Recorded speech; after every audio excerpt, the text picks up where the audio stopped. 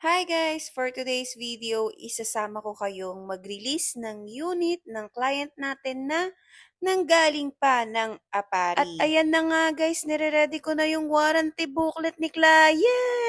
Hinahanda ko na habang wala pa si client. At dumating na nga yung client natin guys. Siyempre, nag-ready ako ng pakulot-kulot, Alam no? niyo ba guys, bumiyahe pa si sir ng 14 na oras. Kasi guys, gusto niyang marinig yung boses ko sa personal.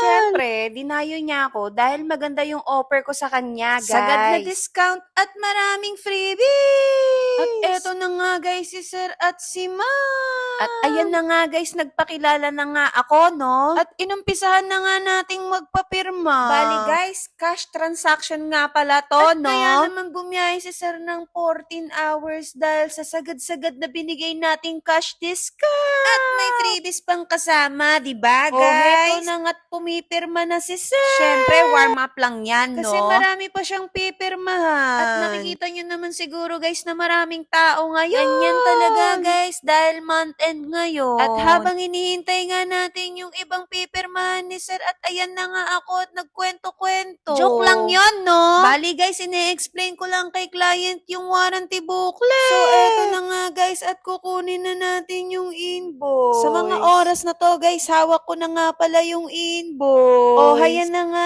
guys, pumipirma na si sir ng invoice. Bali guys, napakabilis nga lang pala ng process pag cash transaction, no? So guys, pagkatapos nga pala pumirma ni sir at magpo-proceed na kami sa cashier. So, dapat si client ang nag-aabot ng payment kay cashier, guys, ha? Ayan na nga guys, at naiabot na ni client kay cashier yung payment niya. Dahil month end, maraming nakapila sa cashier. Oh, eto nga pala yung kagrupong pawala-wala at kumawa. Kasi tinatawag ni cashier, san nagpupunta, no?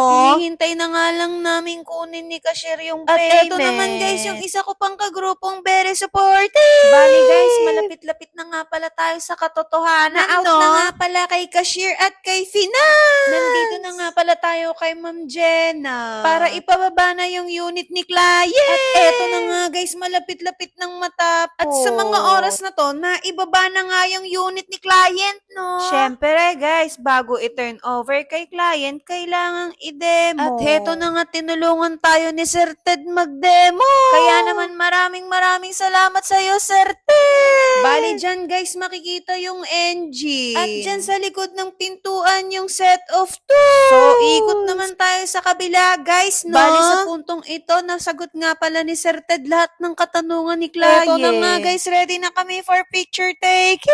Napakaganda at napakagwapo ng aking client. Siyempre maganda rin ang agent. O, wag na nga kumontra guys, no? Eto na nga guys, at na-turn over na natin kay client. Mauuwi na nila ang kanilang brand new Mitsubishi L300. At may 20,000 free fuel pa yan guys, no? So, kung kayo ay interesado, tawagan nyo na ako. Kaya naman i-message nyo ako sa number na makikita nyo sa inyong screen. Escarda po from Pick Motors, Manila.